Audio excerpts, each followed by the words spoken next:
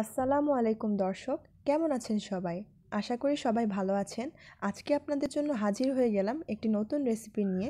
সেটা হচ্ছে বেগুন ভর্তা। বেগুন ভর্তা একটি মুখরোচক খাবার। এটি তৈরি করা খুবই সহজ আর কিছু অল্প উপকরণ ব্যবহার করে খুব কম সময়ে এই ভর্তা তৈরি করা যায়। বেগুন ভর্তা তৈরিতে আমরা 3টি পদ্ধতি সাধারণত ব্যবহার করে থাকি।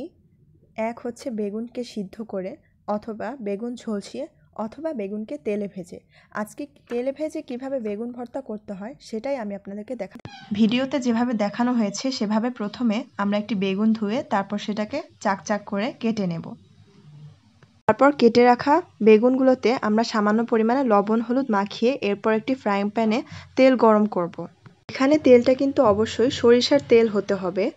আর আপনারা চাইলে সয়াবিন তেলটাও ব্যবহার করতে পারবেন, কিন্তু সরিষার তেল ব্যবহার করলে হয় কি, বেগুন ভর্তার অথেন্টিক যে টেস্টটা সেটা পাওয়া যায়।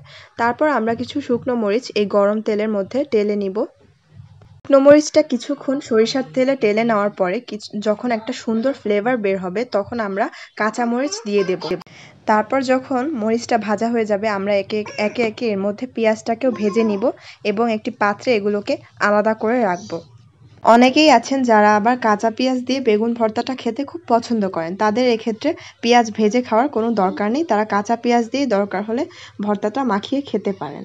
আবার সেই একই ফ্রাই প্যানে হালকা একটু তেল নিয়ে তার মধ্যে আমি কেটে রাখা বেগুনগুলোকে একটু ভেজে নেব। এতে ভর্তায় খুব সুন্দর একটা ফ্লেভার আসে। এগুলোকে আমরা অল্প তাপে ভেজে নিব। যখন দেখব যে বেগুনের এপাশ ও ওপাশ দুটো পাশেই খুব সুন্দর একটা লালচে রং এসেছে, তখন বুঝবো যে বেগুনগুলো আমাদের ভাজা হয়ে গেছে। এগুলো এখন ভর্তা মাখানোর জন্য রেডি। তখন এগুলোকে আমরা একটা সাইডে তুলে নিব।